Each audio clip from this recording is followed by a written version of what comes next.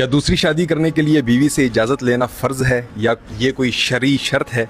ये वीडियो देखिएगा, फिर मैं इस पर बात करता हूँ। कानपुर में एक आदमी बिना तलाक के अय्याशी के चक्कर में दूसरी शादी करने लगा। इसके बारे में अल्लाह कुरान में फरमाता है, सूरह अन-निसा में आया, औरतों में से किसी से निकाह कर लो जो तुम्हें पसंद आए, 2-2 से, 3-3 से या 4-4 से। हाँ, अगर तुम्हें ये खतरा हो कि तुम उन बीवियों के दरमियान इंसाफ नहीं कर सकोगे तो फिर एक ही बीवी पर इक्तिफा करो। अल्लाह साफ कह रहा है, अगर इंसाफ नहीं कर पाओगे तो एक ही करो। इस आयत से साफ पता चलता है कि पहली बीवी से इजाजत लेना जरूरी है, क्योंकि अगर पहली बीवी इस बात से नाराज है, गुस्सा है, तो ये काय का इंसाफ है। इससे तो आयत की बेहुरमती हुई। देखें, जैसे एक नीम हकीम खतरा जान होता है, वैसे ही एक नीम आलिम खतरा ईमान होता है। आजकल कोई भी मुंह उठा के जनाब कुरान उठा के अपने से आयत उठाएगा, फिर उसको अपने तरीके से पेश करेगा। क्यों भाई?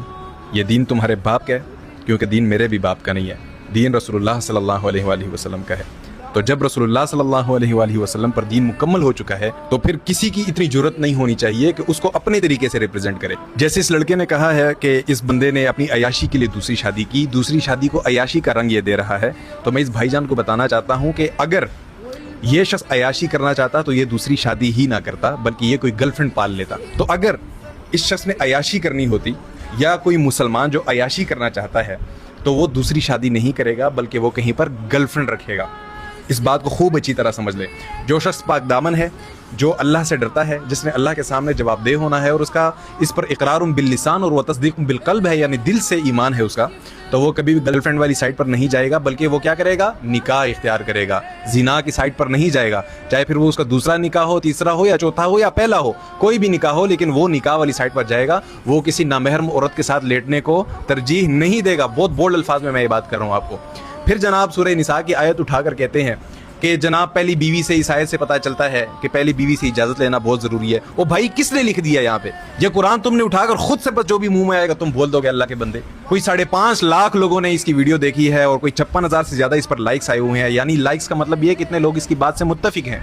तो भाईजान, मैं आपके कान साफ कर दूं कि अगर कोई मर्द दूसरी शादी करना चाहता है तो कतन उसे कोई ज़रूरत नहीं है कि वो पहली बीवी से इजाज़त ले। मैं शरई असूल की बात कर रहा हूँ, मैं शरीयत के हुक्म की बात कर रहा हूँ। और इस आयत में जिस तरह ये कह रहा है ना कि इस आयत से पता चलता है कि दूसरी शादी करने के लिए पहली बीवी से इजाज़त लेना ज़रूरी है, यानी वो इजाज़त नहीं देगी तो मर्द दूसरी शादी नहीं कर सकता। तो ये खिलाफ दीन बात है, ये गलत बात है। मैं सिर्फ इस पॉइंट को वाज़ेह कर रहा हूँ कि ये बात गलत है। दूसरी शादी के लिए अपनी पहली बीवी से इजाज़त लेना शरीयत में कोई शर्त नहीं है।